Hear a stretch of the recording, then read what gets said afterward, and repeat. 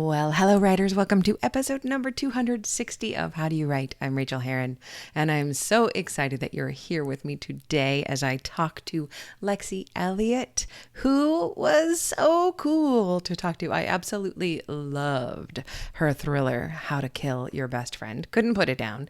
It was about swimming, and I'm kind of passionate about swimming, and we talk about using authenticity in your main character, and also how threading in clues might be easier than you think, a thing that we have talked about here recently on the show. So you will enjoy this delightful interview with her. In the meantime, what's going on around here? Well, I am coming at you from a brand new office, which is a very, very small bedroom in an apartment in Mount Maunganui, which is a beach town just outside Tauranga in the North Island of New Zealand. We are here for 1 week. It is bucketing down rain. Hopefully you can't hear that right now. But I have been going for walks every day. However, it's pouring so much that today might not be a walking day.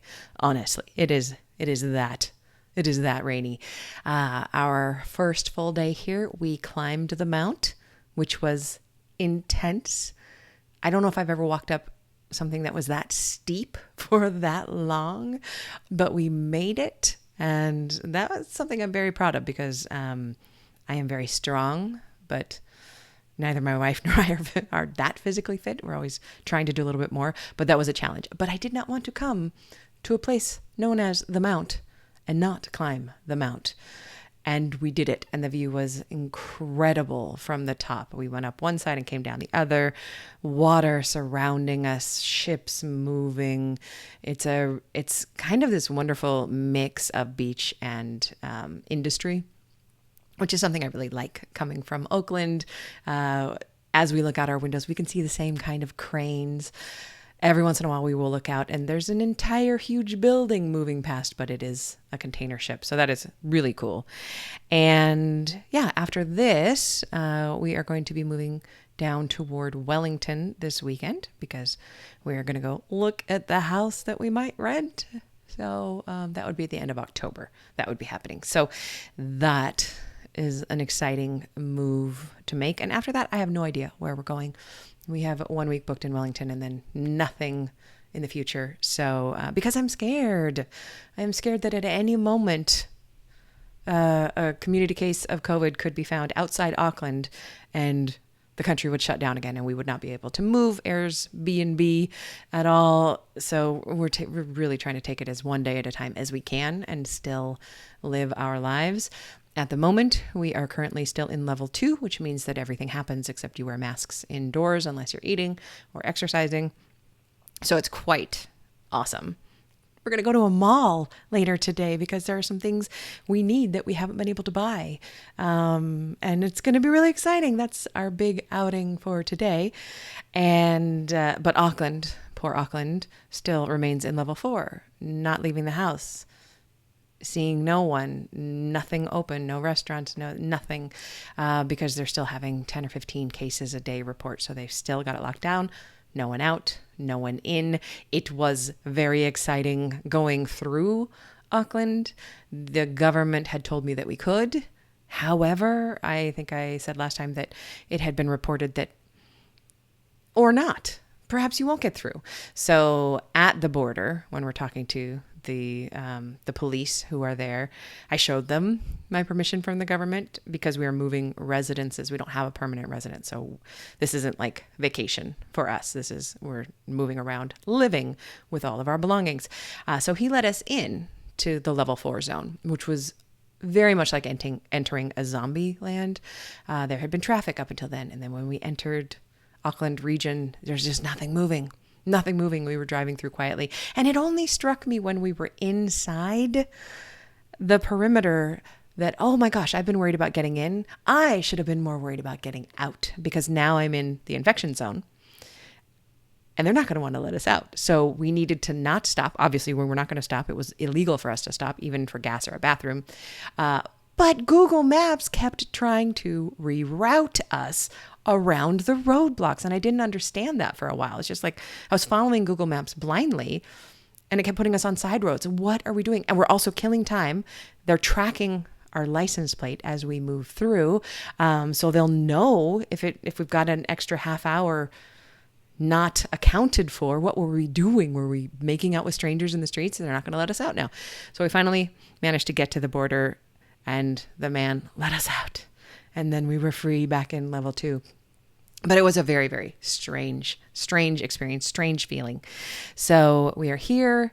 I am writing. I am really trying right now. Don't laugh at me because I'm changing my process again. But I'm trying to focus on one thing at a time instead of the 2 or 3 things that I'm usually focusing on. I read 4,000 Weeks over the last couple of days by Oliver. Can't remember his last name, but it's going to pop right up if you Google it. 4,000 Weeks. Absolutely the best time management book I have ever read. And it's really on how time management sucks and how we should just let it go. And from that book, I am focusing on one thing at a time. So right now I am just trying to finish the edit of Life in Stitches audiobook so that can be done. And instead of taking the next 6 to 8 weeks, I can have it to Ed, my assistant, hopefully next week. And then I can get back into 90 Days to Done, the book, and work on one damn thing at a time. I do get distracted. I love shiny objects, as many writers do. Okay, quickly, let us thank new patrons. Jillian Price, thank you. Karina, my cousin who lives in the North Island. Thank you, Karina. Karen Price and Dahlia Hamza Constantine. What great names that we have. Oh, and Tracy Devlin. And Sandy Miranda. I may have said some of these names before. Sorry about that if I did. Welcome to all of you. Anyone who is interested can support this show, which runs on your donations. You may have noticed that I don't do ads. I don't take ads from other companies. You support me in doing this work and writing those essays of my heart. So thank you very much. That's over at patreon.com/Rachael. And that means you want me to continue doing this. And I want to continue doing this. So now let's jump into the interview with Lexie Elliott. I know you're going to enjoy it. And we will talk soon, my writing friends. Get a little writing done. Come tell me about it. All right, here we go. Well, I could not be more pleased to welcome to the show Lexie Elliott. Hello, Lexie. Hello, thank you very much for having me. It's wonderful to talk to you. I loved your book. Let me give you a little bit of an introduction here, and then we're going to talk about all things writing. Okay. Lexie Elliott graduated from Oxford University, where she obtained a doctorate in theoretical physics. A keen sportswoman, she swam and played water polo at university and later swam the English Channel solo. She works in fund management in London, where I said fund management, but it does sound like fun management too. Where she lives with her husband and 2 sons. How to Kill Your Best Friend is her most recent release. And I have to say, it was such a fun read. With a title like that, how could I resist? Can I ask, so the title is How to Kill Your Best Friend. Was that a working title or is that one you came up with later? Yeah, I pretty much came up with a title and then had to find a novel to fit it, to be honest. It's kind of obvious because it's such a good title. You have to follow that. Once I had that, I was just like, that's interesting. And then you pull on the thread, like, why would you even want to do that? What situation would make you want to kill your best friend? And then suddenly it all started to unfold for me. Yes. And also the swimming was so, I don't think I've ever read a thriller with swimming as a pivotal plot point. And I'm a really big swimmer. I mean, I'm not a really big swimmer. I've never swum anything like a channel, but I do love open water swimming. And it was so fun to read. In the beginning, it's, it's just there as part of who they are. But in the end, it really becomes plot dependent. How was that to write all the swimming? Well, it was fun. I mean, it helps that, it's an environment that I'm so familiar with. And, to really know your setting as a writer, as you must know, it really, really helps. So I could sort of just immerse myself in it and think about situations I'd been in and what it felt to swim in daytime or to nighttime, swimming with your friends and so on. So yeah, that actually was one of the more fun bits of it to write. And I'd come up with the idea when I was on holiday back when, you remember that when we used to do that? Yeah. So we were on holiday somewhere and it was at this, rather exotic eco resort. And I remember thinking, wow, this could be quite freaky if you were, if all the staff disappeared and you were on your own, this could be quite a scary environment. And it all sort of started to kind of come together in my mind, this group of friends in this, resort environment. And then of course you've got the water, and it with my background, I think it presented itself very obviously to me. It was so realistic in terms of like being in the water and fighting the water, and the water as this extra antagonist at times, and then also this extra protagonist at times. So I really, really, really enjoyed it. I could not put it down. So thank you for it. Let's talk a little bit about your writing process. So you're obviously very busy. You have a full-time job, you've got kids, plus you're writing books. When do you do it? How do you get the writing done? Well, I mean, I'm actually in a bit of a point of change in my life, where I have, in fact, resigned from my city job. So Congratulations. Yes. So, I've taken that decision to focus a bit more on the writing. But typically what I was doing was actually 3 days in the city and the rest of the time at home writing, and obviously family things. And it was very difficult. I mean, I had to take vacation to finish books, which isn't really what you want to be doing with your vacation. You want to be spending it with your family. And that's, part of the decision process that I've gone through to focus fully on the books. And typically pre-COVID, I would go and write in a cafe. Actually, the cafe at a local leisure centre that we're members of was my favourite place to write, because you could just sit there, not be distracted by anything around the house. They do really good coffee. Nobody really bothered me. The food was healthy if you were going to stay for lunch as well. And that was the ideal place. What is a leisure centre? Is it a place where there's sports too? Is it like a club here? Yeah, like do they have a pool? They do have a pool. So you would go swimming and then write. That's precisely what I did. I'd get, children onto school bus, go swimming, do an hour in the pool, and then go and sit and write, and then go pick up children from bus. Yeah. I always wrote at the college where I got my master's. It's kind of around the corner from our house, but we're in the middle of a big move. But and I haven't been able to do this in a year. But same thing. I would go to the pool, and then just go to the library and write, and then there was like, the school cafe there, and to have everything there is just so lovely.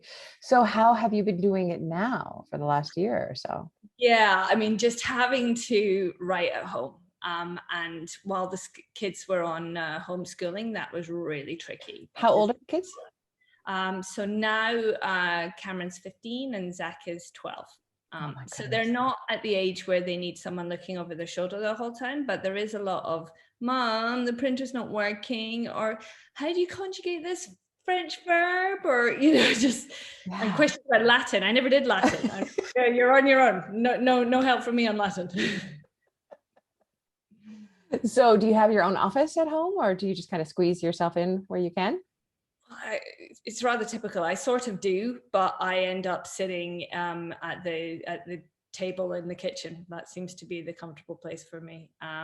I mean, sometimes I move around a bit, but really, I very rarely sit in the space that we actually expected me to use when we, renovated the house. Well, I don't know about you, but my office space, my office setup when I am at home, which I am not right now, but is where I do all my email and where I do all my bill paying, and where it's not the place where I want to do the creative work. It's where I do work. Yeah, no, I'm with you. And the other thing I had to do was just get much better at snatching the moments. So I used to write a lot when my kids were at their swim sessions. So you'd end up with like an hour and a half or something on the side of a pool, and you can get some stuff done. But that stopped obviously through COVID, and I just had to be better at like, okay, it's Sunday morning, everybody seems to be occupied, I can write for 45 minutes, but the problem with that is then everything's bleeding into everything else, that whole problem that we talk about now of what are you living where you work, as opposed, it's a difficult one. As opposed to working where you live. Yeah. So how long have you been full-time writing now? I think, what are we now? We are Monday, so that would be 2 days. Oh. I technically went on gardening leave on Friday. I love that I have got you today. I've been doing it for 5 years, and it's still the most wonderful thing ever. How do you feel about it? Yeah, really positive, and actually really excited about the idea of doing, some other projects, because as you must know, your publisher wants you to keep producing books in the same genre, but I think I could spread my wings a little bit and do some other things, and I'm hoping to have the time to do that now. Let's assume that the publishers won't ever listen to this, because they really don't. What also draws your heart in terms of writing projects? Or I'd actually quite like to do something in this sort of fantasy genre, adult fantasy. Ooh, So yeah, I'm thinking so about fun. that. And I have one or two kind of young adult ideas, but I'm not sure they're quite right for the zeitgeist. So we'll maybe have to put them on hold for a while, and we'll see. Oh, that's really, really exciting. I love hearing that. Okay, so congratulations on day 2. What is your biggest challenge when it comes to writing? Well, it used to always be finding time. Yeah. And hopefully that's going to be less of a challenge going forward. Mm-hmm. I think sometimes the challenge can be, I don't suffer for ideas. That's not a problem. It's finding the right one that has, real proper legs to carry a 300-page novel. And that can take a bit of time, and, take some discussion between myself, my agent, my publishing editor, and so forth, to make sure that we're focusing in on the right thing. And I find that process quite a challenge. But once you get there, and everybody's on board, then you can really just get stuck in. How much pre-writing do you do of those ideas? Because I also really struggle with that. How much do you play with it? So I tend to write almost like the blurb for the back of the book. Mm-hmm. And I don't always know exactly how it works. I just kind of know what those kind of big points, USP might be. Yeah. And then send that across. So it's maybe, a paragraph. And then we have a discussion about which of those might work best. But, before the novel that I'm working on right now, I think we went through 7 or 8, which is quite a lot actually to have really thought about it, and to put enough time into that you can come up with the blurb for the back of a book. And still have the hope that you would be able to pull it off, what you have said with this blurb that you can do. And I have actually had a couple times where I've just failed. Like the first draft is like, oh, I didn't actually do anything that we wanted me to do. And then you start over. And did you try and get back to what you had in the beginning, or did you say, okay, no, this is going a different direction and I should just follow that? The book is, this just happened with the book that just came out, but the book is still kind of similar to the blurb, but the synopsis that I wrote to support the blurb just didn't work. And I didn't notice it in the synopsis, and my agent didn't notice it, and my editor didn't notice it. And there was just this big plot hole in the middle that no one could fix. And I'd done some beautiful, hand waving, like some nice language. And then she'll show that. And she couldn't show that. So yeah, I just took it a little different direction. But yeah, it's exciting. What is your biggest joy when it comes to writing? Well, I think that which you just mentioned, when you solve that kind of issue, because it, particularly for psychological thrillers, it's a bit like a jigsaw puzzle, isn't it? And you've got to try and get all the pieces to fit and to hang together, and so you've got this nice smooth picture at the end. And I think that's quite a mental challenge, and I really enjoy that. And I have a certain amount of faith now that you will solve those problems, but you don't know when you start what those problems are. They present themselves to you as you go along. So it's almost like you're having to solve it at the same time as the characters are having to solve it. Yeah, well, I think that works the best, honestly. If we set problems up that are so difficult that we can't solve them at the beginning, then the reader hopefully won't be able to solve them as she goes along too, right? Yeah, exactly. That's what we hope anyway. Okay, can you share a craft tip of any sort with us? Let me think. I think authenticity, in particular kind of character arc authenticity, is really important. And I think you need to trust your gut for that. Because too often I read things where, you know that the writer just wanted to be able to say kind of gotcha at the end with some kind of plot twist, and it doesn't fit with the characters.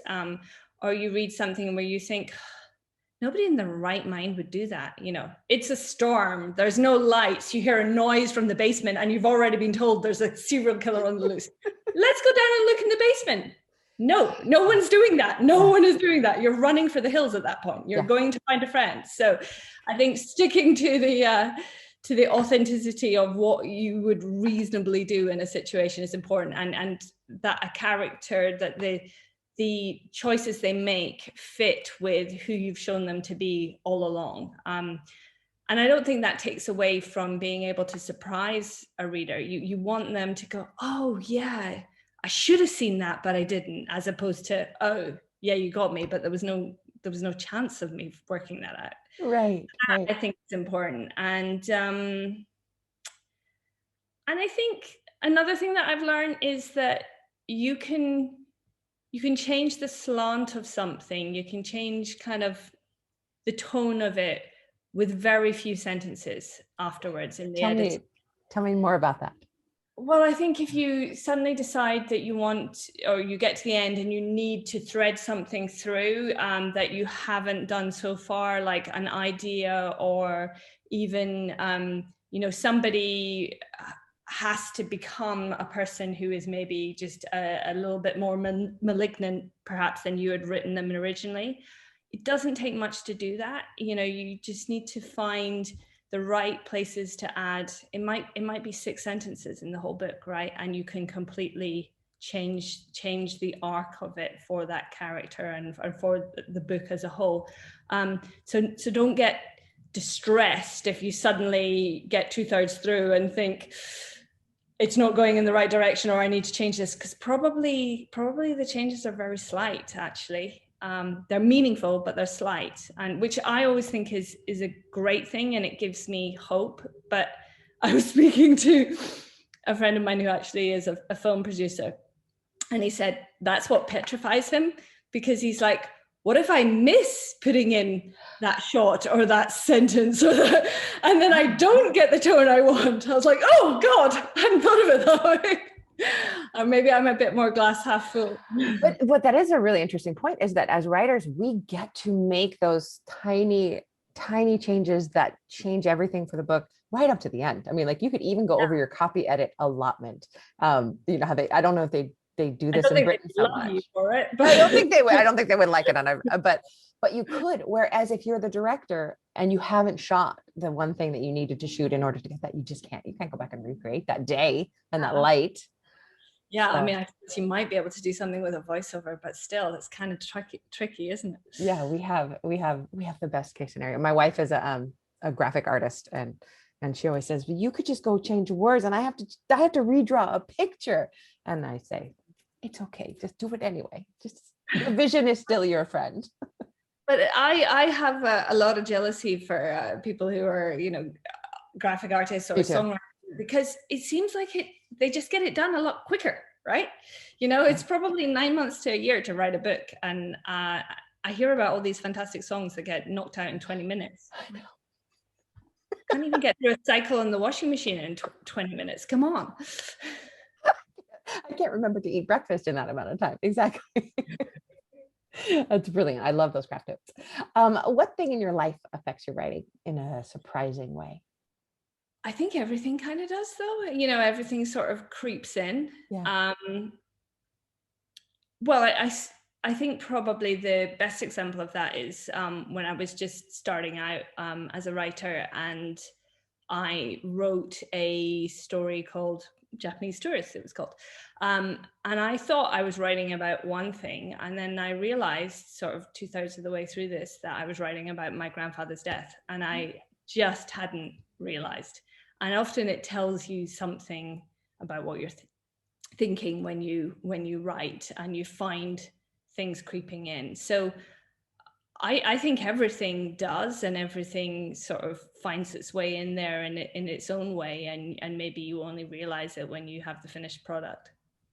I have been thinking along those lines, and I've been wondering what's going to happen in about 3 years when the COVID books are written and edited and sold and published, like the books that we were writing during this time. What is going to be, like you said, in the zeitgeist then about connection and family and friendship that we're not consciously thinking of, but I know that when I'm looking at my own work, ideas are creeping in from this past year of accumulation. And are you expressly setting your novel in? No, I'm not either. No. And I don't know whether that's because we're harking to a world where it didn't exist, or whether we just think that, readers maybe don't want to be reminded of it. That's more where I'm leaning. And also for the book that just came out, we were in COVID when I was doing like the final edits. And I tried I put in a couple of throwaway lines about, like when she couldn't see her friends or something during some pandemic. And my editor asked me to take them out. She actually expressly said, we don't want to. Yeah. We're hoping that someday this ends, and we don't want to remind people of that. And I'm not sure if that's right or wrong, but that's what my editor was thinking. Yes, we'll see. Yeah, I know, it's going to be interesting. So what is the best book that you've read recently, and why did you love it? Best book that I've read recently. I really enjoyed Jenny Offal, her Weather. Yeah, the one that was that was on the shortlist for the Women's Prize. I haven't read it yet, but I love Department of Speculation so much. I haven't read that, but Weather, it's like poetry. I mean, honestly, that's what Department of Speculation was. Okay, I have to read that one too then. It's so brilliant. It's about a relationship kind of falling apart. What is Weather? What is Weather about?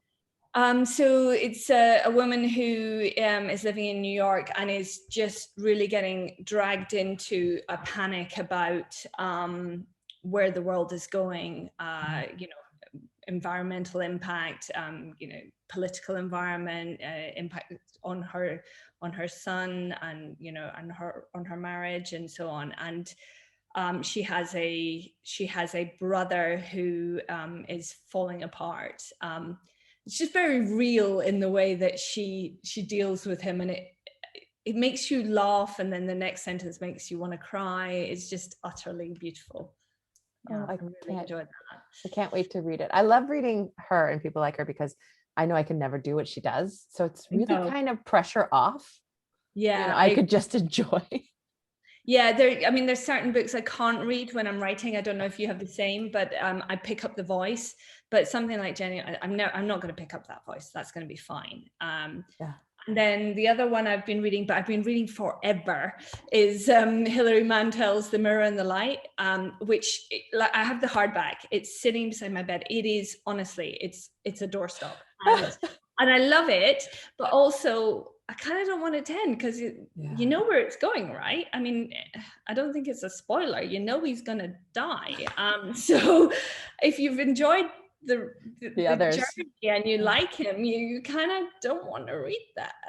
But at the same time, I've got to get on with it. I've got to get on with it. So funny. I'm in the middle of Wolf Hall, and I just read a little bit at a time, and I don't know if I'll ever finish. Same reason. And you enjoy everything you're reading, but it is impossible to canter through it. You There's no cantering at all. Okay, so will you tell people then a little bit about How to Kill Your Best Friend? Maybe give us your elevator pitch and where we can find you online. Oh, I'm so terrible at elevators. I'm totally terrible. Okay, so it's based around a group of friends who have swimming. They're swimming at university was the thing that drew them all together. And one of their party, Lissa, has drowned. And all the friends meet at the luxury hotel that her and her husband were running for a memorial service. And Georgie in particular, she can't quite understand how the drowning has come about, and it doesn't quite make sense to her, and she starts digging, and then everything unfolds from there. I think that's a wonderful log line, and Georgie was just such a great character. I really, really enjoyed being with her. Okay, where can we find you online? Yes, so I am at Lexie Elliott Writes for, let me get this right, that's for Instagram and Facebook, and then on Twitter, and I'm a terrible Twitterer, so there's not a lot of tweets coming out of me. I'm Elliot_Lexie for that. And if people can't wait for How to Kill Your Best Friend, which is out in August, they can always buy The French Girl or The Missing Years, which are my other two novels and are already out. Which I am very much looking forward to reading. However, I think I'm so far ahead in my podcast that your book will probably have just released by the time this comes out. So it's perfect. So How to Kill Your Best Friend is out now everywhere, and you should all go scramble to buy it. Okay, thank you. Thank you so much, Lexie. I really appreciate talking to you, and I wish you very, very happy writing. Thank you. Same to you.